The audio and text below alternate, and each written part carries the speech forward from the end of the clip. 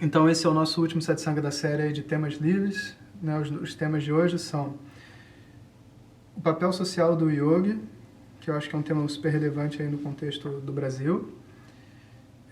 Qual é a organização social proposta pelos Vedas e por quê? Qual é a lógica que está por detrás disso?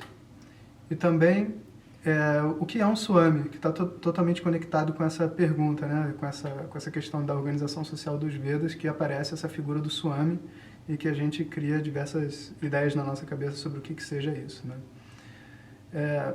Para respaldar isso, essa semana também a gente teve a visita, porque foi aniversário do Swami Dayananda, né? Foi hoje? É hoje, né? Não, é em agosto, tá certo. Hoje foi Guru Purnima e Nakshatra, tá certo. Não, foi o Guru Purnima. Guru Purnima, o dia do Guru foi na semana passada e vieram vários swamis pro ashram. E alguns que a gente tem muita afinidade, né? O tipo de pensar, a forma que explica as coisas, né? Um deles se chama Brahma Vedananda. Ele também era um lutador, né, de Kung Fu e ele era um estivador, né, antes de virar Swami. E depois virou operador de navio, é uma história super bonita e complicada, né? E ele virou um Swami e ele tem a cabeça, tipo, assim, perfeita, né? É exagero porque ninguém tem cabeça perfeita, mas ele tem uma cabeça ótima, né? De conversar, as explicações e tudo mais. Então eu gravei uma entrevista com ele lá no meu quarto com a perna quebrada, perguntando para ele o que era um Swami, para ele explicar pra gente, né? Porque vindo de um Swami fica mais fácil da gente absorver o que ele tem para dizer, né? A ideia da Arada, né, foi a gente fazer um encontro quando voltasse, né? Então, sei lá, um final de semana em algum lugar aberto, né, pega algum espaço de yoga ou em algum lugar que seja interessante, né? A gente se encontra todo mundo, aí as pessoas de outros estados podem vir também, né? Passar um final de semana lá no Rio e a gente, né, pode fazer umas práticas de yoga, pode conversar sobre a experiência da Índia também, tudo que aconteceu, né? Então essa foi a ideia da Arada que eu achei legal, né? Se o pessoal quisesse, a gente podia fazer esse encontro. Mas, enfim, depois que eu voltar, né? Om Shri Guru Bhyo Namaha Harihi Om Sadashiva Samarambham Shankaracharya Madhyamam Asmadacharya Paryantam Vande Guru Paramparam Shri Jagan Mataram Devim Sthitadi Padmakasanam Hridaya Sagaratitam Gomatim Pranatosmyaham Om. Bom, então, esse é o nosso último satsanga da série. E o tema de hoje é a organização social dos Vedas e o papel do yoga na sociedade. Né? Uma coisa interessante é o conceito que a gente tem no Ocidente, no Brasil, no mundo ocidental, que vem, acho que talvez dos Estados Unidos, de toda a forma como a nossa cultura foi montada, sobre liberdade. Né?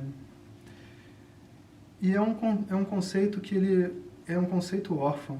Né? É um conceito que a gente assume uma hipótese e, a partir de uma hipótese assumida, a gente estabelece o que é a liberdade. Estabelece o que é o desejável para mim como um indivíduo dentro da sociedade. Mas a gente não observa o que está por detrás e colocou aquela situação na nossa vida daquela determinada forma para a gente viver.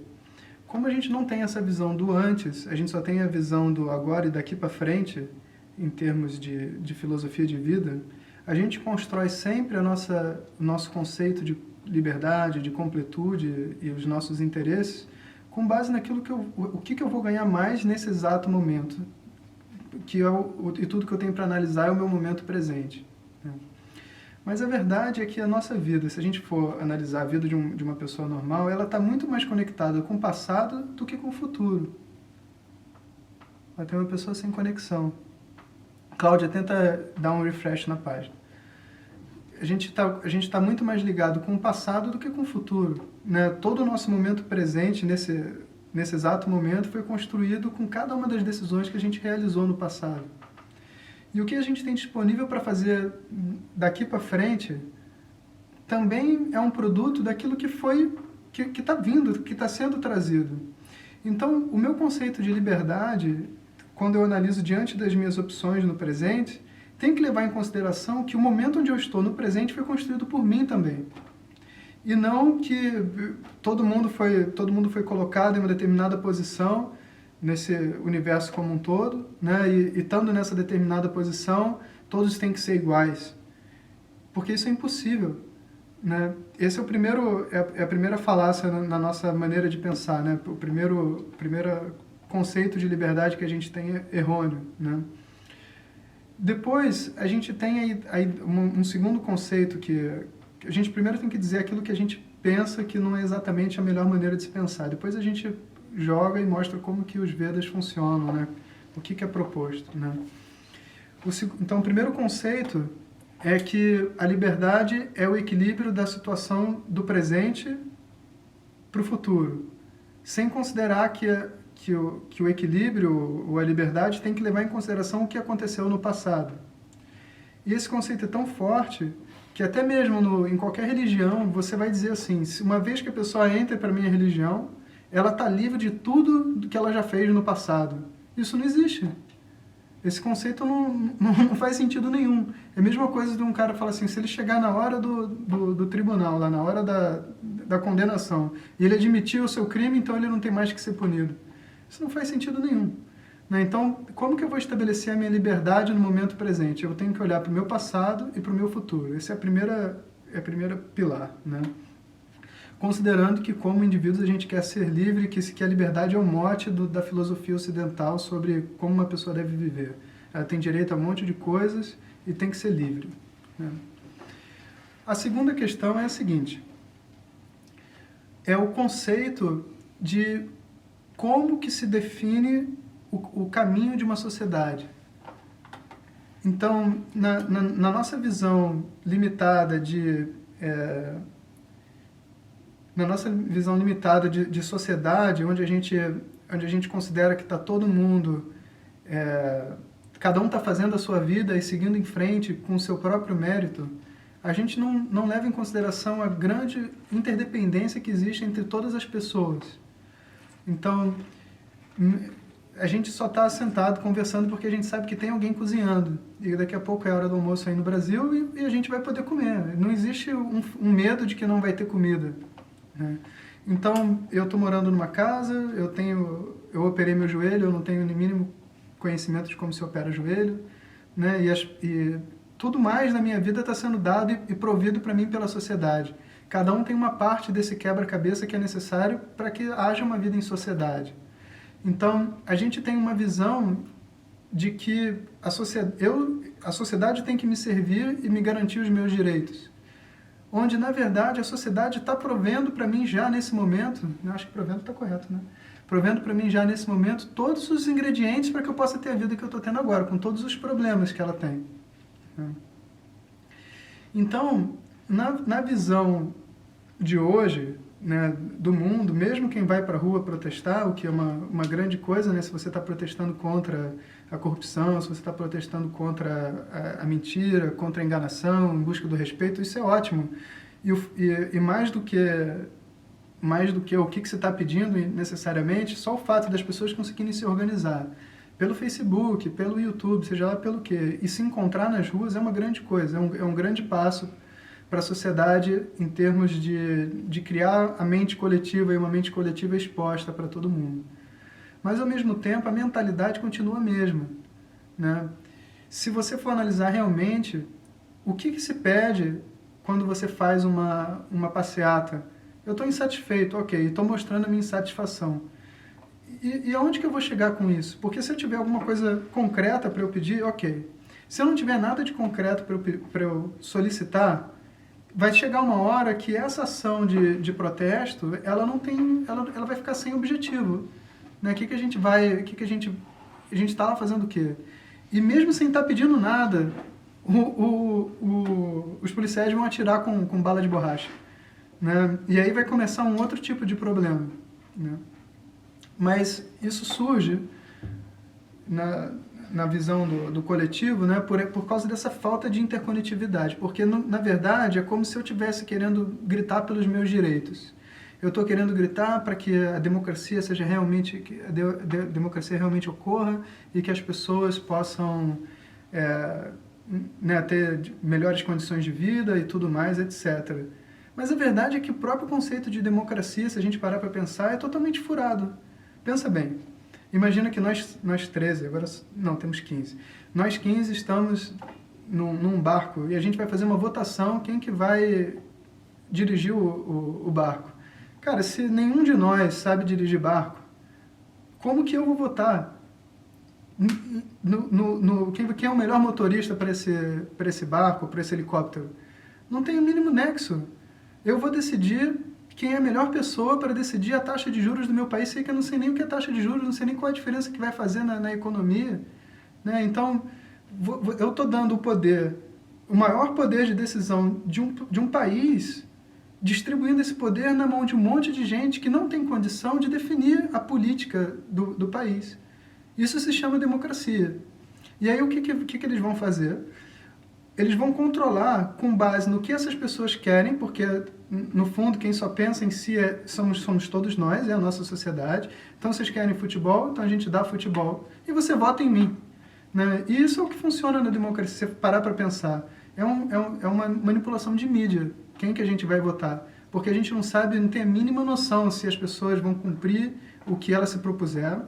E segundo, eu também não tenho condição de dizer se o que a pessoa está propondo é o melhor. Ah, mas pode ser o melhor para mim. Eu sei, mas aí que está a questão, não é o melhor para mim. É o melhor para o país. Você não pode votar pensando no que é o melhor para você. E porque a gente tem essa mentalidade de que, olha, eu tenho que escolher aquilo que é melhor para mim, a gente não pode condenar o político que entra no poder para pegar o que é melhor para ele. Ou melhor, a gente pode condenar, mas está na hora da gente rever o nosso próprio conceito, né? Porque, sem dúvida nenhuma, não é uma coisa correta.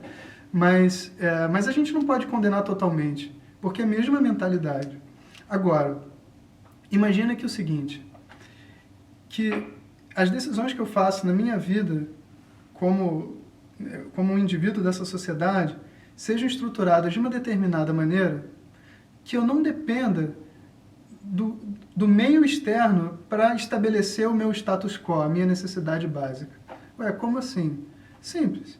Né? O que a gente está querendo realmente da política? O que a gente quer realmente do governo? Que eles não sejam corruptos. Ok, mas a gente mesmo tem um conceito de corrupção inata na gente. Quando a gente lida com o nosso dia a dia, com a nossa sociedade, a gente faz vista grossa para tanta coisa. Né? Como que eu, mantendo a minha posição, posso querer que o meu líder seja diferente de mim? Isso não vai acontecer. Sabe o que vai acontecer? Os Tiririca, os Schwarzenegger vão todos para o poder. E tudo bem, mas eles podem ser ótimas pessoas, mas por que eles estão indo para o poder ou não? Não é só porque eles são uma figura da mídia, figuras populares. Né?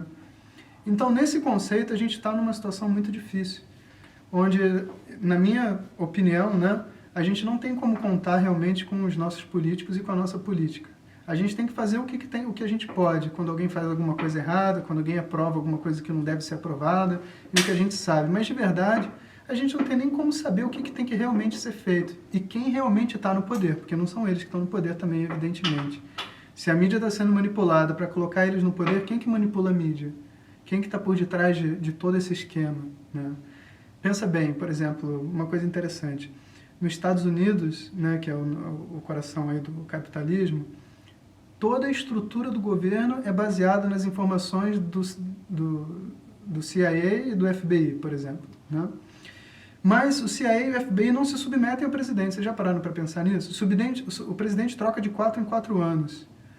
E o cara da CIA, que é o que dá subsídios para o presidente sobre como ele tem que gerir a política dele mundial, não troca.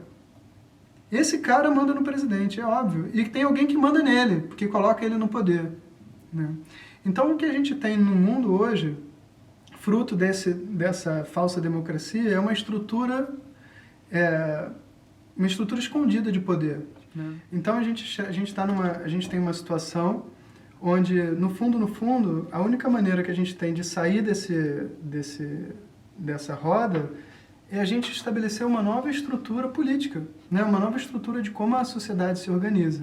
Isso não é algo fora da realidade, não, para falar a verdade. Né? É uma coisa até muito simples. Né? Eu não sei se vocês pegaram a parte que eu falei do FBI, mas eu vou falar de novo porque isso é muito interessante. Se você reparar, isso quem falou foi o ex-ministro do Canadá, num livro novo dele falando sobre a política americana, externa, etc. O presidente dos Estados Unidos troca de tanto em tanto tempo, não pode repetir, mas o presidente da CIA e do FBI, os diretores, né, sei lá como se chama, eles são um outro governo. E esses caras são quem dão as informações para os presidentes sobre como tocar, né, o que está acontecendo no mundo. Então, se você reparar bem, a gente tem uma estrutura para o povo sobre o que é governo. E a gente tem uma segunda estrutura secreta, né, de pessoas que controlam a mídia e os presidentes e todo mundo, porque ninguém que está lá sabe... Se você acha que algum dos presidentes desses famosos tem condição de definir fetiche de poder, exatamente. Tem condição de definir a forma de trabalho do país? Não tem. Né? Eles têm que ter uma equipe. E essa equipe, enfim, no fundo é quem está governando. Né? Então a gente está votando em quem? A gente está votando num ícone. Alguém que representa alguma coisa para a gente. Infelizmente, as representações que a gente tem não são boas. Né? Já foram, são símbolos, né? Símbolo do trabalho, símbolo disso, símbolo daquilo outro. Mas a própria estrutura democrática não faz muito sentido. E não tem como fazer, e a gente não tem como resolver isso, nem a nossa proposta, muito menos nesse satsanga, né? Então a ideia é só a gente encarar alguns fatos. Então a gente tem que saber o que a gente pode fazer, né? O que a gente pode fazer em nome da nossa sociedade, fazer, e quando tiver algo ao nosso alcance politicamente, fazer esse algo que está ao nosso alcance. Mas o que a gente pode fazer é ser independente da política, né? Como assim independente da política? Porque no fundo, eu estou cobrando de todas as pessoas, né, da sociedade em volta de mim e do político, um determinado conjunto de direitos meus, porque foi assim que eu aprendi que eu deveria me estruturar na sociedade. Né? Eu tenho que pensar em mim, tenho que sobreviver nesse mundo. Mas existem outras maneiras de se viver. Na China, se você pegar um táxi, né, tem um amigo meu que foi para a China, ele me contou isso, eu achei super interessante. Se você pega um táxi, que é tipo um tuk-tuk, tipo esses aqui da Índia, né, e você só precisa de 2 quarteirões para frente, e você tem condição de andar, você para o tuk-tuk e pede pro motorista, eu quero ir para aquele shopping ali na frente, você pode me levar? O cara fala, não, você vai andando. Tem outras pessoas que precisam do tuk-tuk. E a China é imensa, né? É um país, é um mundo dentro da própria China, de tanta gente, né? Então, para que aquela sociedade sobrevivesse, as pessoas dentro da sociedade tiveram que aprender a viver em comunidade de uma outra forma, com uma outra mentalidade, uma outra forma de viver. Né? Então, pensa só, qual o movimento que não está ocorrendo no Brasil? Quantas pessoas não estão indo para a rua para protestar e levar tiro de borracha? Imagina se essas mesmas pessoas fizessem um outro movimento, de, por exemplo, dar comida para quem precisa, ou dentro da sua especialidade, dentro da sua comunidade, poder fazer alguma coisa pela sociedade. É um protesto que não dá para dar tiro de borracha, você entende? Se todo mundo fala assim, olha, se o governo não dá condição de alimentar, a gente vai dar condição de alimentar e a gente faz acontecer, né? Alcança as pessoas e acaba com um problema como a fome na cidade. Imagina. O que você acha que alguém vai levar tiro de borracha? Ninguém vai levar tiro de borracha. Muito pelo contrário, o governo vai correr atrás da gente. Né? Vão tentar impedir que a gente consiga ajudar as outras pessoas. E aí sim, você pode ter certeza que os policiais vão dar tiro de borracha neles e não na gente. Né? Então, existem certos conceitos, né, a respeito do que eu tenho que exigir e do que eu tenho que fazer que não são muito claros. E que nisso os Vedas têm uma proposta muito interessante, né, que é o que a gente vai ver hoje. Então, 2 rishis, Angiras e Bharadwaja, no início da criação, né, dois grandes rishis visionários que receberam os Vedas e tudo mais, eles estavam conversando como que eles iam estruturar a sociedade. Eram como se fossem 2 famílias. Né? Existiam outros rishis, mas essa é a conversa de 2 rishis. E nessa conversa eles falam assim, bom, o que a gente vai fazer? Como que a gente vai montar essa sociedade? E eles identificaram que existem dentro da sociedade 4 tipos de poder. Um é o poder das armas, que é né, a polícia, o exército, o poder bélico. Né? Um segundo tipo de poder é o poder comercial, que é o dinheiro, são os recursos, é a comida, as ferramentas, os produtos e tudo mais que vai nessa linha. Um terceiro tipo de poder é o conhecimento. Que pensa bem, sem conhecimento, o que adianta ter dinheiro, o que adianta ter arma, né, se sem conhecimento você não faz nada. Então, é uma outra força de poder.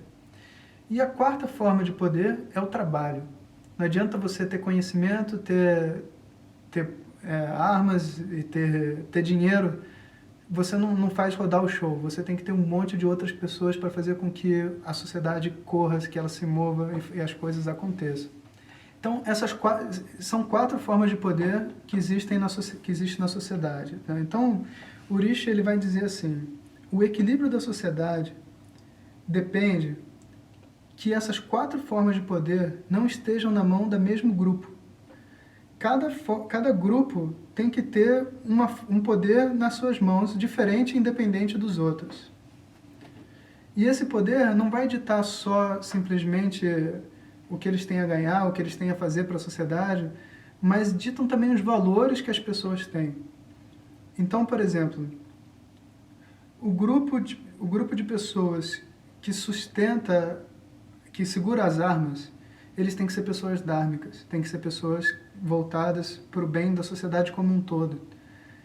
Capazes como diria eu tinha um capitão no exército muito interessante, que ele falava assim, você vê a mentalidade do cara, né? Eu não concordo não, mas é só uma mentalidade interessante, porque ele é uma pessoa totalmente correta e reta, e ele entendia o papel dele dentro do exército. Ele falava assim, se o general me ligar e falar, Júlio, vira esse canhão e aponta para a ponte. No momento H eu te mando o comando, você aperta o botão. Entendido? Ele vai falar, sim senhor, ele vai ficar com o botão assim. Aí vamos supor que o presidente liga e fala, é agora! E naquele momento, um ônibus com criancinhas, dirigido pela mãe dele, assim que ele falava, que era engraçado, estivesse andando na ponte. O que ele faria? Aí ele fala, senhores, vocês têm que entender o que é aceitar uma ordem. Eu ia ligar para o presidente e falar assim, confirma a destruição de ponte, só para ter certeza. Sim, pum. Porque na mente dele, o papel dele não é pensar no que é melhor para ele ou melhor para... Ele está tão treinado a fazer aquilo que ele tem que fazer porque ele entende que a vida das outras pessoas ali em volta, dentro daquele ambiente que é o exército, etc., depende que ele execute a ação dele independente dos problemas emocionais que ele tem. Né? Então, uma pessoa que segura uma arma, ele tem que estar pronto para fazer aquilo que o Dharma diz para ele fazer, independente dos valores dele. E óbvio que não é para destruir ônibus com criancinha, isso é só um exemplo engraçado que eles dão. Mas a pessoa tem que estar pronta para usar essa arma. Né? Ela tem que estar pronta para defender o bem da sociedade como um todo e não o seu próprio direito. Né? E isso é uma coisa de outro mundo? Não. Aí você vê o filme do Bop, aí as pessoas subindo o morro e lutando contra os traficantes. Ninguém ganha para isso, mas eles fazem. É possível fazer. Entende? Mas não é todo mundo que faz. Se você coloca uma pessoa que tem a mentalidade de comerciante para segurar uma arma, ele vai transformar a segurança num comércio. Né? E tem propina, e tem não sei o que. Experimenta chegar para um policial desse do BOP e oferecer uma propina para você ver o que acontece. Né? Enfim, essa é a arma. Né? A segunda é o conhecimento. Então, para o conhecimento, os rishis, né, dão um nome para esse pessoal dos brahmanes, que é a origem desse termo, né? Brahmanes é aqueles que estão associados a Brahma. E Brahma é o nome para os Vedas, e Vedas é uma metáfora para todo conhecimento que exista. Né? Para falar a verdade, todo conhecimento, né, antigamente vinha dos Vedas. Né? Mesmo se você pensar em engenharia, matemática, tudo vinha junto com o pacote que era você estudar os Vedas. Né? Era a nossa universidade da época. Né? Aprendia todas as outras disciplinas acessórias. E o que é um Brahmane? Um Brahmane é uma pessoa que tem a mente focada no conhecimento. Então, uma das coisas é que ele não recebe dinheiro de nada, a não ser daquilo que ele estuda, daquilo que ele dá aula, daquilo que ele compartilha com as outras pessoas. O valor dele é o conhecimento.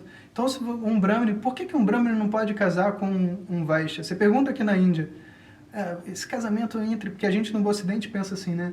Um casamento entre castas não pode, isso é uma tatolinha da liberdade, e se a pessoa quiser casar, não tem problema nenhum, pode casar, mas eles não querem casar. Uma pessoa tem um valor pelo conhecimento. passa a vida enfornada nos livros, estudando, seja o que for, matemática, medicina, seja lá o que quer. A outra pessoa só pensa em expandir, ir para fora, montar outra empresa e etc. Essa pessoa não é uma boa, não tem uma paridade com essa outra. Então, no fundo, aquela estrutura que a gente vê hoje em dia, resquícios dela, porque castas aqui na Índia também já é uma coisa que já está ultrapassada, mas onde você falar não existe liberdade para mudar entre castas, não é uma coisa verdadeira. Existe, e tem um monte de subcastas que são produtos dessas misturas aqui na Índia mesmo. Tá? Então, na verdade, esse sistema de castas, né, da maneira como ele é proposto, ele não é um sistema rígido, onde cada um nasce predestinado a fazer um determinado tipo de serviço. Então, não, é o contrário. É um sistema onde já acontece naturalmente na nossa sociedade. Quantos médicos não são filhos de médicos? Quantos engenheiros não são filhos de engenheiros? Isso é uma coisa muito natural, ainda mais numa época onde você não tem essa mobilidade que a gente tem hoje. A gente pode ir de uma cidade para outra e tem um hotel, aí a universidade. Não, você tem que morar com a pessoa que está te ensinando. E quem está te ensinando é seu pai, ou sua mãe, porque eles estão ali com você. Então, naturalmente, a universidade era a própria casa, o lugar de estudo. E dessa maneira você tinha então essa estrutura de castas, que para hoje já é ultrapassada. Ninguém vai defender que hoje tem que ter castas, nada disso, mas a gente tem que entender o que está por detrás da mentalidade. Né? Então o Brahmani, ele tinha um valor, e ele não queria se juntar com um Vaishya, ele não queria o casamento da filha dele com um homem Vaishya, porque ele não queria aquele tipo de mentalidade perto dele, ele não tinha valor por aquilo. Então, se você perguntar para um Vaishya, você não quer casar com um Brahmani, ele é de uma casta superior. Eles não veem que o Brahmani é de uma casta superior. Eles não entendem nem o que o Brahmani faz. Como que uma pessoa pode viver sem um mínimo de luxo, de conforto, sem pensar em dinheiro, só estudando, infernado em livro? Um Vaishya não quer ser Brahmani. Um Brahmani não quer ser Vaishya. Vaishya são os comerciantes, né? E se você chega para um Shudra, que só escuta o que tem para fazer, faz seu trabalho e vai embora, vive uma vida tranquila, ele também não quer saber de livro, nem quer saber de dinheiro. Ele tem uma outra forma de agir, uma outra forma de pensar. E qual é a forma? A forma é assim. O foco de uma pessoa dentro da sociedade, de acordo com os Vedas, não é o que ela tira da sociedade, mas é o que ela oferece para a sociedade. E todo o conceito de maturidade, de completude profissional, na fase de vida que a pessoa tiver, vem dela estar conseguindo contribuir para a sociedade o tanto que é o dever dela de contribuir.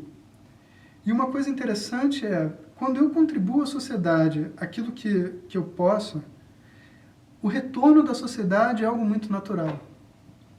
Pô, mas tem uma certa incerteza envolvida, né? Porque eu vou trabalhar, eu vou botar o meu esforço, mas ao mesmo tempo, quem garante que alguém vai me pagar? O ser humano garante.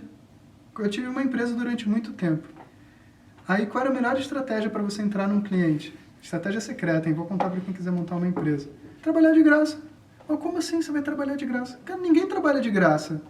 E eu não preciso disso, porque a pessoa de lá também está recebendo para fazer o trabalho dela. Agora, quando eu faço o meu trabalho dentro da empresa dela, e ela vê pessoas trabalhando, e coisa sendo consumida, o fato dela me pagar é muito natural, eu não preciso cobrar dela. O meu foco pode ser totalmente como eu faço para ajudá-la da melhor forma possível.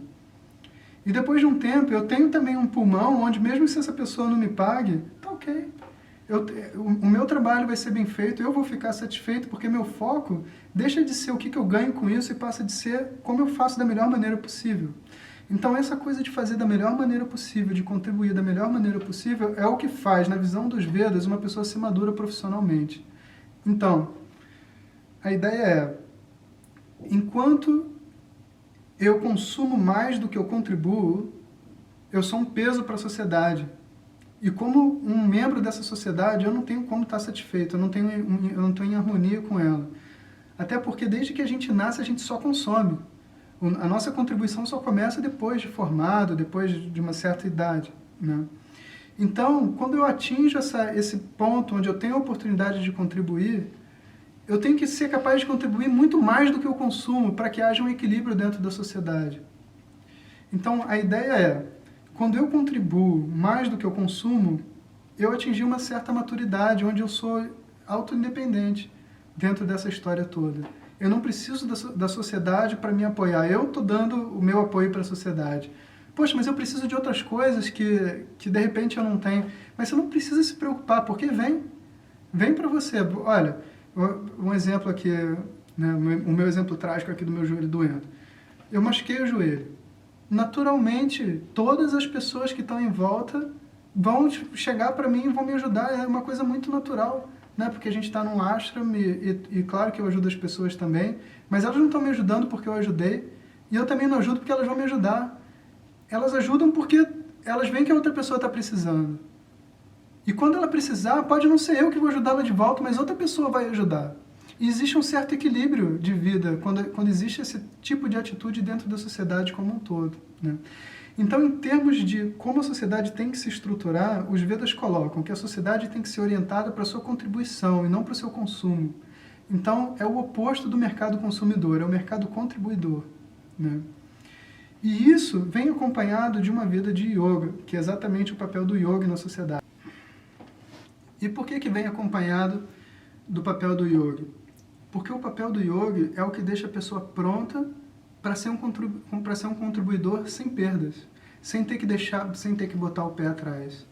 Por quê? Porque ele tem os yamas e niyamas nas suas mãos.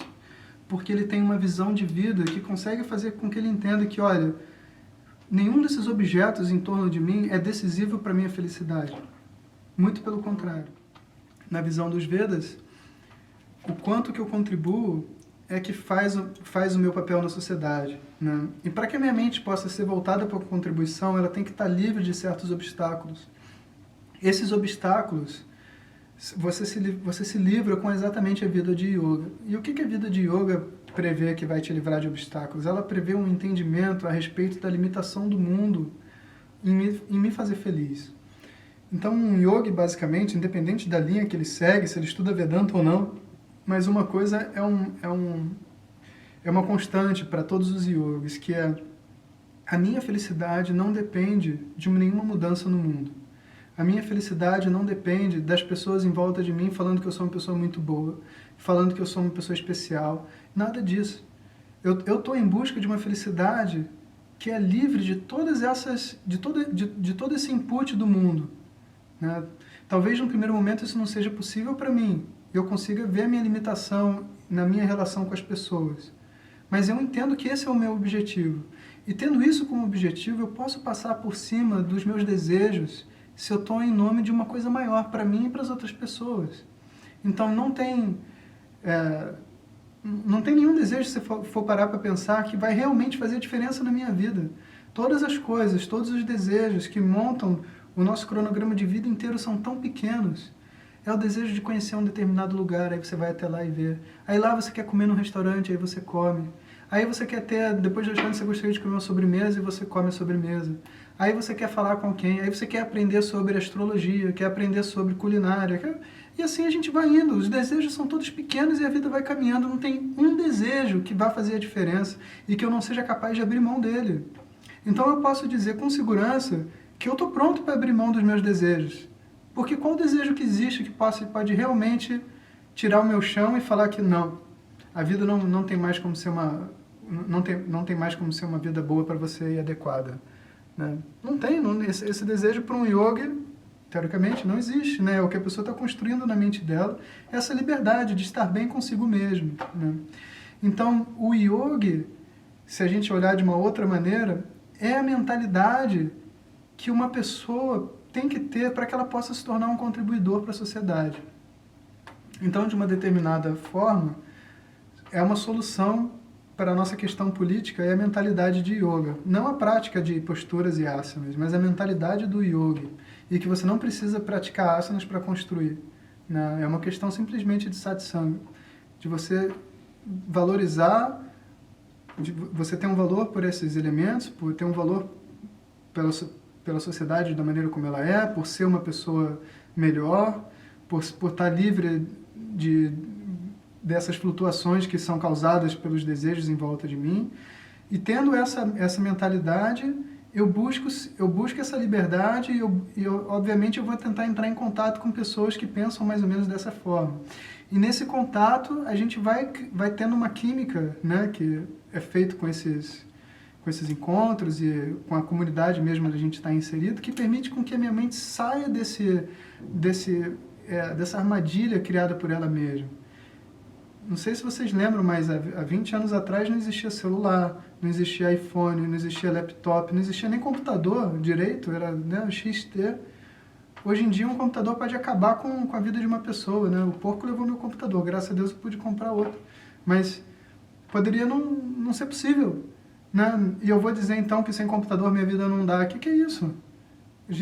O mundo inteiro vivia sem computador há um tempo atrás, né? Então, existe uma necessidade de restabelecer os conceitos na nossa cabeça. Essa é a proposta da vida de yoga, né? E categoricamente o yoga já é um grande contribuidor por 3 motivos. O primeiro é porque tem grandes chances do yoga ser vegetariano. E dizem até que hoje em dia, parece, né, nos estudos americanos, que eu não sei, né, assim, só é o que eu estou escutando, inclusive que a Arada me falou, que a gente tem pouco tempo para conseguir reverter a expectativa do efeito estufa na sociedade. E uma das questões é a criação de gado, que acaba com as florestas e tudo mais. Então, da mesma maneira que a gente tem propaganda para não fumar e as pessoas pararam de fumar, talvez a gente tenha propaganda para não comer carne daqui a pouco, né? É possível que isso aconteça. Então, e por que o yogi não come carne? É porque é uma maneira dele contribuir, né? Afinal de contas, você não precisa matar outro animal para sobreviver. É exatamente a mesma teoria de como eu posso contribuir é feito com o meu desejo de comer carne, porque a maioria das pessoas que não come carne não deixa de comer carne porque não gosta de comer carne. Não, porque tem um valor pela vida do animal e não quer ver o animal sofrendo. Então, se eu posso fazer, por que eu não vou fazer? Né? Então, esse é o primeiro, é uma grande contribuição já do yoga. Ah, olha lá, interessante, segunda sem carne, eu não sabia isso. Pois é. Então, isso tende a crescer, porque eles querem acabar. Eu acho que o Brasil é o maior exportador de carne hoje em dia, porque os outros países não querem mais acabar com as florestas dele, né? Daqui a pouco isso vai acontecer com a gente também, né? Daqui a pouco. Então, o vegetarianismo é uma grande contribuição de qualquer yoga, né? A segunda contribuição vem da gente seguir o Dharma. Porque como a gente tem um conceito sobre certo e errado estabelecido com base no nosso próprio crescimento, porque a gente quer aquilo que é verdade na nossa vida, que eu estou lendo as mensagens, por isso que eu dou uma travadinha, que a gente quer aquilo que seja... A gente tem um valor pela verdade, a gente tem um valor por fazer aquilo que é certo, por não mentir, por todos esses itens que fazem a sociedade ser uma sociedade melhor, né?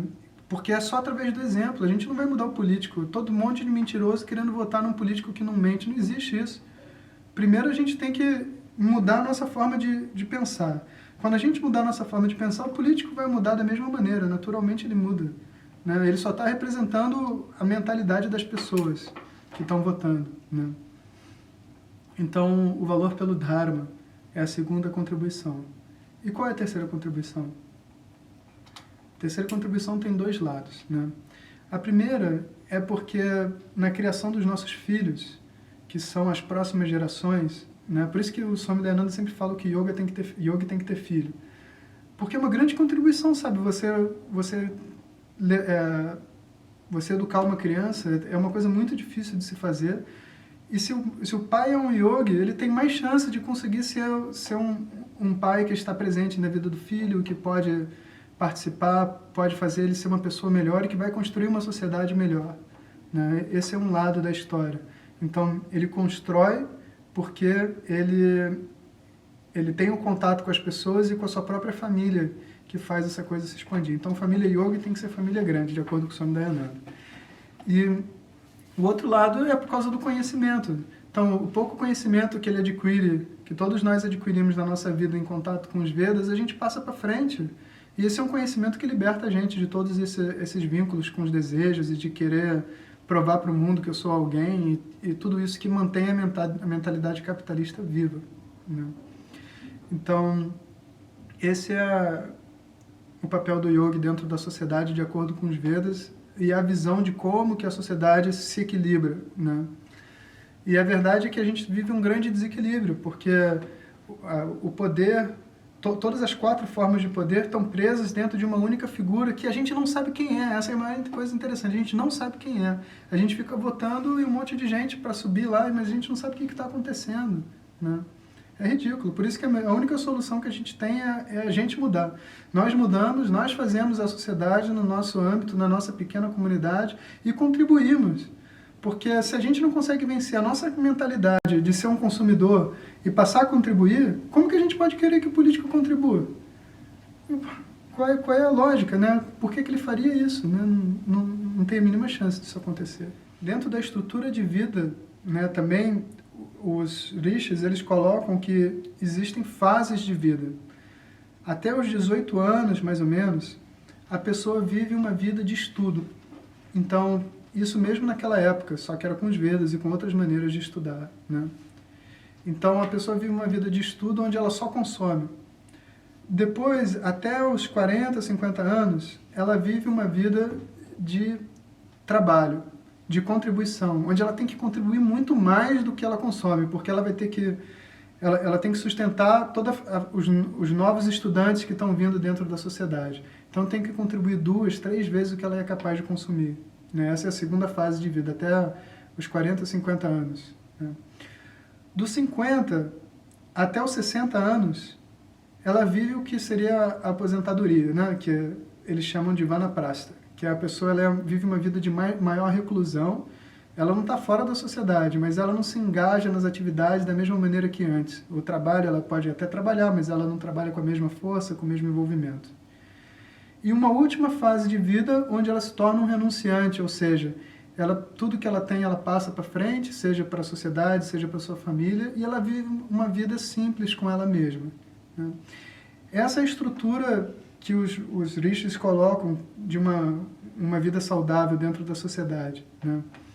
E como que você estabelece se a pessoa cumpriu cada uma dessas etapas é muito interessante. Ele diz assim: o estudante, enquanto ele está estudando, ele está cumprindo o dever dele de estudante. A contribuição dele é adquirir a maior quantidade de conhecimento possível que ele tenha, que possa ser possível para ele, para que ele possa usar isso no futuro. E por isso que quando uma criança, se você vê uma criança trabalhando em vez de estudar, você fala que ela está fazendo alguma coisa errada. Mas se você pegar um adulto estudando, em vez de trabalhar, você fala, pô, o cara nessa idade só estuda. Tudo bem, se for um superdoutorado e estiver contribuindo de outras maneiras, é outra coisa. Mas as pessoas querem ver a pessoa trabalhar e produzir, porque é uma outra fase de vida.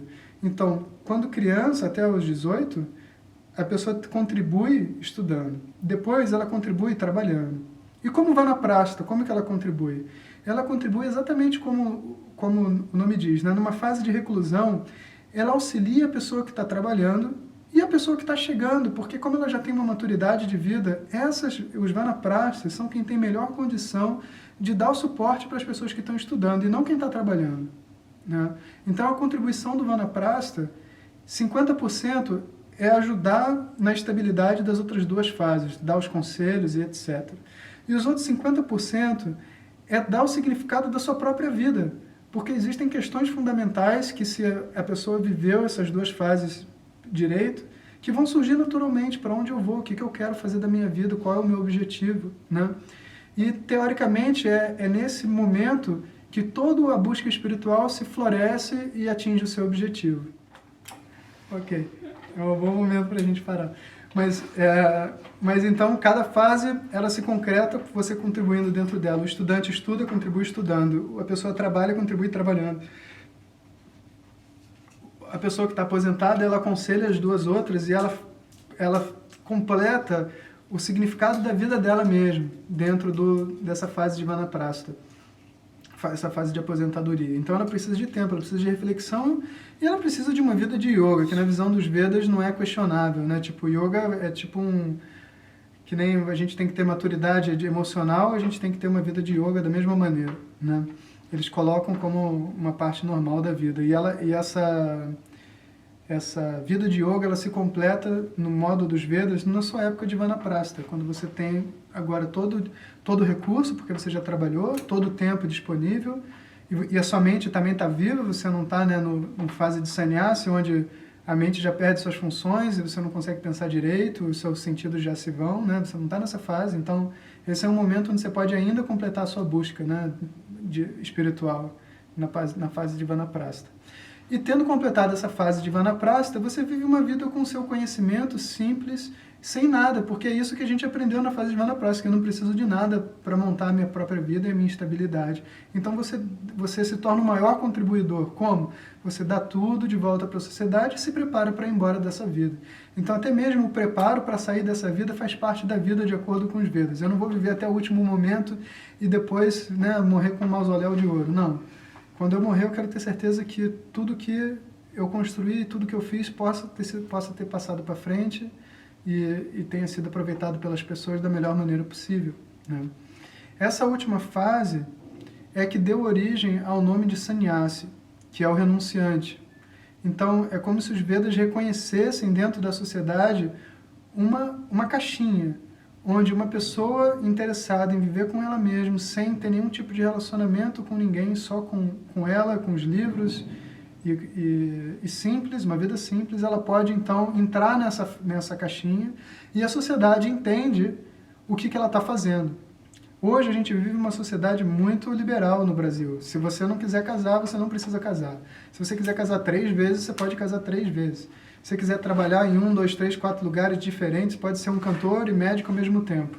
Mas numa sociedade onde você não tem essa possibilidade, todo mundo tem a mente como eu preciso contribuir, quando você vê alguém que está fora da caixinha, ela naturalmente ela é jogada à margem da sociedade, não existe uma caixinha para ela. Então o reconhecimento de que existe a possibilidade de uma pessoa estudar sobre si mesmo e renunciar à sua interação e à sua contribuição à sociedade, faz com que a nossa sociedade, né, de muito tempo atrás, crie essa figura do sannyasi, que é um renunciante. Na sua origem, o renunciante, então, é uma pessoa que abdica das suas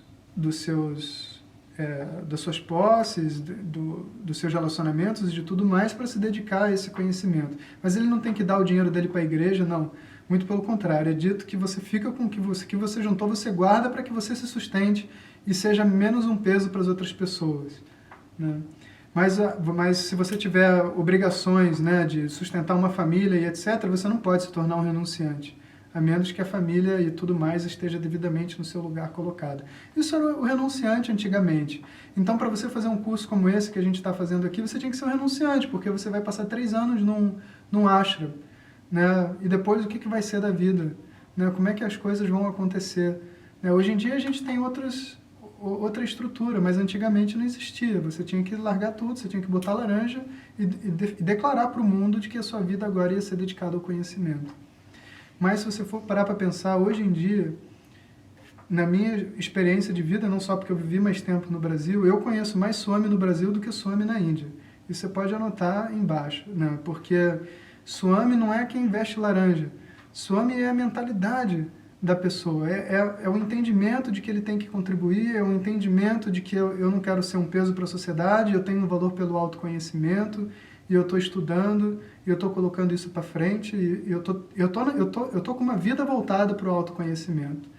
E esse conceito de ter uma vida voltada para o autoconhecimento é muito mais próximo de ser um Swami do que uma vida de reclusão. Senão a gente teria que chamar todo padre no Brasil de Swami, porque afinal de contas ele está numa outra sociedade, uma sociedade à parte, né? Mas a gente não chama. Então a gente acabou ficando com uma figura fantasiosa na nossa cabeça, que nem a meditação, né? São 2 grandes fantasias, o Swami e a meditação. A fantasia da meditação é que fechando os olhos, sem fazer nada, alguma coisa vai mudar na minha vida. Se eu fechar os olhos e não fizer nada, não tem nada que possa acontecer, porque eu não estou fazendo nada. Então, se eu faço um exercício para concentrar minha mente, qual é o resultado que eu vou ter? Uma mente concentrada.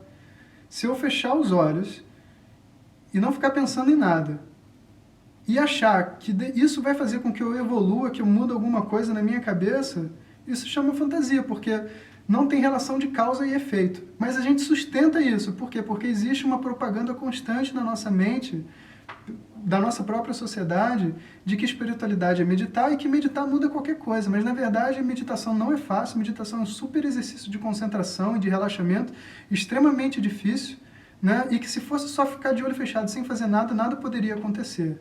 E sendo um exercício, vai ter um resultado limitado proporcional a esse exercício. Isso é meditação. Swami é a mesma coisa. Um belo dia eu posso falar, quero virar um swami, põe uma roupa laranja, volto e sento aqui nessa mesma cadeira. O que mudou? Nada mudou. E se eu tinha algum desejo, né, na minha mente que me perturbava, que não me deixava viver em paz, ele vai continuar presente. A cor da roupa não serve para nada de verdade. Né? Servia há um tempo atrás, numa sociedade rígida, onde você não podia sair de dentro das caixinhas sem ser cobrado pela sociedade. Então você precisava de um uniforme para estudar, né? Mesmo fora do período de ser um estudante. Esse uniforme era ser um sannyasi, mas isso não existe hoje em dia mais. Né? Então o que você vê, a pessoa põe o uniforme por causa dessa fama que esse grupo formou, né? Só que a pessoa não tem conhecimento nenhum. Ou a pessoa vive uma vida simplesmente de mendigo. E que a gente respeita, não tem nada de errado. Sabe? Mas a nossa fantasia vincula que essa é uma pessoa santa. E a gente não é capaz de olhar como olha um padre no Brasil. Se a gente vê um padre andando na rua, a gente não vai achar que é uma pessoa especial do outro mundo. Ele vai falar uma pessoa normal que é ser padre, qual o problema? Mas a gente chega na Índia, vê uma pessoa de laranja e fala, caramba, deve ser uma pessoa, deve ter poderes, né, paranormais. Que não tem poder paranormal nenhum. O único poder paranormal é enganar as outras pessoas, porque você coloca uma roupa e aí todo mundo acha que você sabe alguma coisa. Né? Então, o Swami abdica das posses, né? E ele vive uma vida voltada para o conhecimento. Essa era a proposta original. Né? Mas, hoje em dia, a gente não tem mais a sociedade travada como antigamente, onde você precisa de um uniforme para estudar, senão você está fora, você não é um contribuidor. Não. Hoje em dia, se você quiser estudar no Rio de Janeiro, você estuda os Vedas no original. Como é que isso... Não existe mais essa obrigação. E não tem uma sociedade que está ali cobrando de você como existia antigamente, porque era uma outra estrutura. Né? Então, a cor laranja não tem mais o mesmo sentido e o mesmo significado, mas ela ainda tem a fama. Então, ela cria na nossa mente uma fantasia. Uma fantasia de que, tipo, eu botei laranja, tudo mudou. Né? E por isso que eu digo, eu conheço mais Swami no Brasil do que Swami na Índia. Porque você vê a maturidade das pessoas que viveram uma vida com Dharma, no Brasil ou em qualquer lugar. E são pessoas que têm uma maturidade, que têm um centro, entende? Que é um Swami, que é um senhor de si. Afinal de contas, a palavra Swami só significa um senhor de si. Né? É um Swami. E a gente tem que reconhecer isso na nossa própria sociedade. Senão a gente vem para cá e fica achando que, né, que qualquer Swami tem um poder paranormal que vai ser capaz de fazer. Na verdade, são pessoas normais. Se a gente conseguisse olhar para um Swami aqui na Índia, como a gente olha para um padre no Brasil, que é simplesmente uma pessoa com uma roupa diferente, e o que ele tem de santo é o que ele vai provar para você e não algo que vem com a batina, né? Seria muito mais fácil para a gente resolver a nossa busca espiritual por aqui. Né? Por isso tem um conceito em fotografia chamado de saturação. Yara, está me ouvindo? Sabe o que é saturação? Não sei se eles estão escutando. Vocês estão me escutando? Sabe, muito bem. Então, para quem não sabe fotografia, eu estou aprendendo isso agora.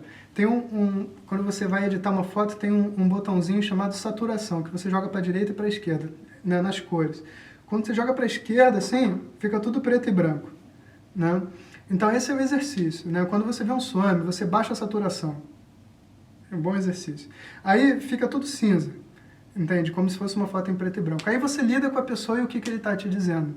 Essa é uma maneira saudável de lidar com o Swami. Né? Porque você vai respeitar a roupa que ele está usando, mas você não vai engolir qualquer coisa que ele está dizendo porque ele está usando laranja.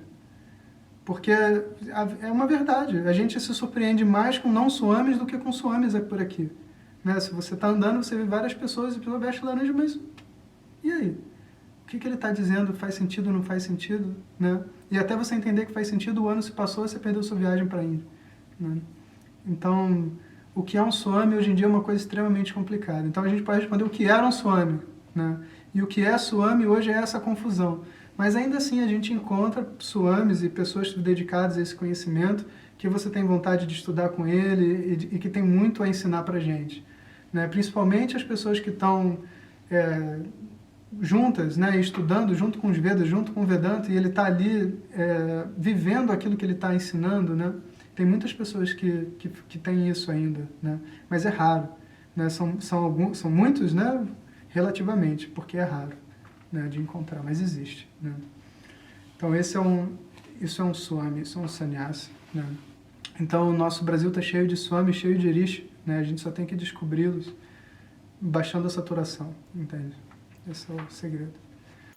Vamos ouvir agora então a entrevista com Brahmavidananda. Ele vai responder basicamente a pergunta o que é um swami e falar um pouco da experiência de vida dele, como ele é, como ele vê a espiritualidade para uma pessoa no Ocidente.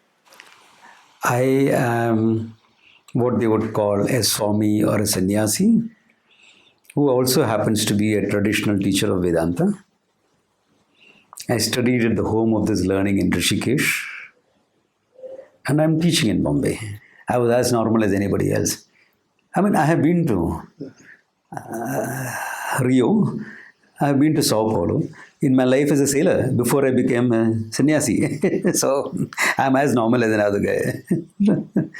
So I'm not unfamiliar with the modern or the Western culture. Right from 76 to about 85, I was a student. And then from 85 onwards, I've been a teacher. The closest the Western world would have as an equivalent to a sannyasi would be what we would call as a monk. It is not the same because a monk belongs to an order. He is protected by a monastery, taken care of. He owes his allegiance to the monastery. Whereas a sannyasi or a swami is one man under the sun.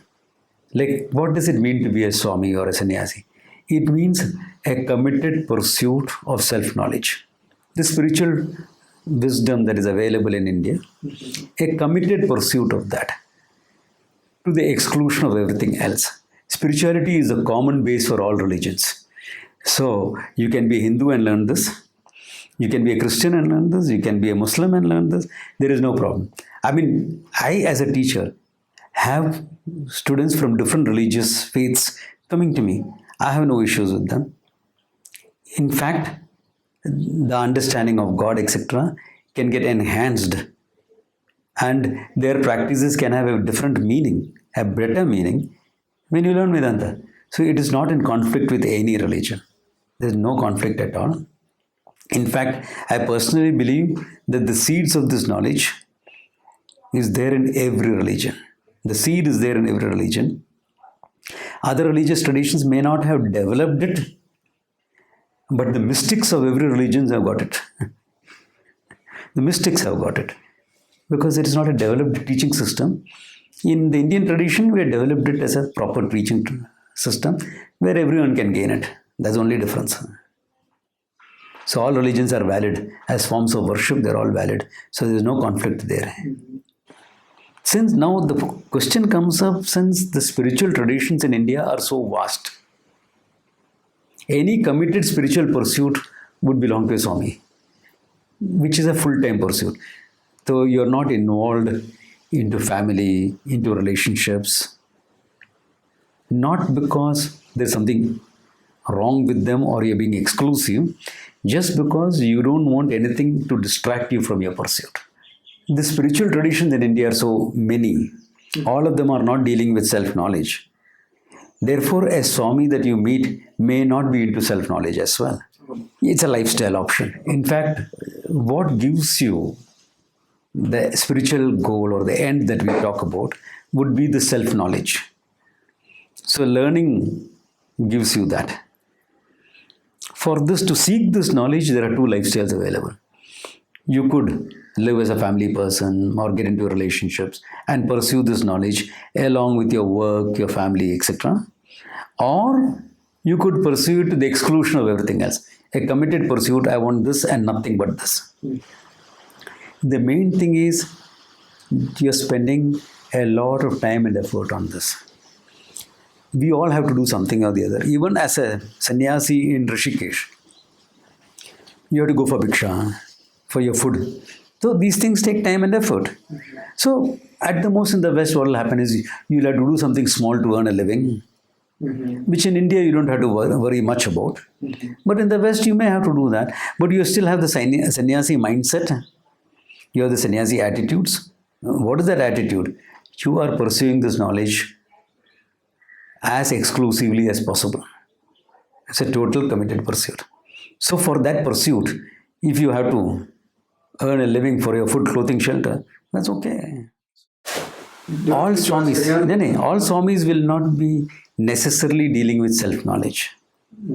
Now, when a Westerner comes to India, it may be a good thing to first find out from some local Indians where Vedanta is being taught. Now, there are various traditions. Some are the traditional Vedanta, and some are very modern versions of the same thing. So, the more traditional you get, the more authentic are your chances of getting self-knowledge. Because it is Vedanta and Hinduism also, in a larger respect, is not an organized religion. There aren't too many do's and don'ts. There are so many various religious traditions within one religion. So, it can be very confusing. It can be confusing for the educated Indian as well. Not going to be easy. Because you're starting from fresh without any knowledge of these things. So you do have to go about, see what works, and then go into it. That problem exists. Yeah, that problem exists for the local Indians as well. So every person who wears this dress may not be into self-knowledge. Okay. There can be people wearing this dress and doing energy work, for example. Okay. There can be people wearing this robe doing yoga. In fact, when I first started my class in Bombay years ago, a man said this to me. He said, "You are from Rishikesh, you can do all this. We are from Bombay, we can't." Oh. So I turned around and asked him, "Do you know where I was born?" I said, "Right here in the city." So that opened his eyes and he said, "Okay, then even I can try for it." In whatever religious tradition you are, pray for the Lord's grace so that you will get a proper teacher and the circumstances to learn. Because this depends upon luck, grace of the Lord. You can call it what you want. And how do you earn grace or luck? I mean, prayer is one of them. Start there. Pray for this knowledge. And go to a teacher with an open mind. Anyone who comes, go with an open mind. But not blind faith. Don't give up your ability to think and reason. Don't give it up. Because whatever he says has to be appealing to your logic and reason. It can't dismiss your independent thinking. Don't give up your independent thinking and come to this knowledge. Chances are good you'll get a right teacher. The wisdom belongs to someone who masters it with love. So if you are a Western, you're mastering it with love, it's yours. Your lifestyle is secondary, knowledge is the main goal. In fact, the word Swami itself means master. Master means master of what? Have you mastered yourself? So that is the goal. If you have got that self-mastery, you're a Swami. It doesn't matter what your lifestyle is, what your dress is. These are all external signs, support systems. That's fine. Enfim, então agradecer a todo mundo aí que tem participado, tem apoiado aí o Satsang Online, os projetos e tudo mais. Meu pai deve estar chegando na outra semana, eu também estou com essa perna aqui que está difícil de me locomover. E então a gente deve parar o Satsanga, né, essa série durante algum tempo. E aí eu mando um Facebook para vocês, um e-mail para todo mundo avisando que a gente vai retomar e com algumas propostas, né? A princípio, se o curso acabar em agosto, a gente retoma no Brasil. Mas se o curso acabar em outubro, talvez mesmo em agosto, setembro, a gente já retome as aulas e tudo mais, né? Isso, exato. Enfim.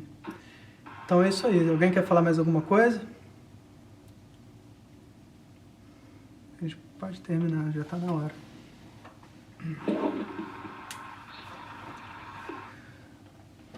Ok. Eliana, fala alguma coisa aí pra gente fechar, então. Estamos te aguardando aqui em BH. Ah, tá bom. Combinado.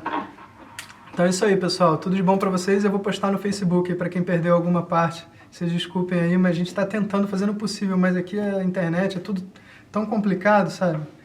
Que não dá pra prever realmente, né? Enfim. Já está sendo ótimo.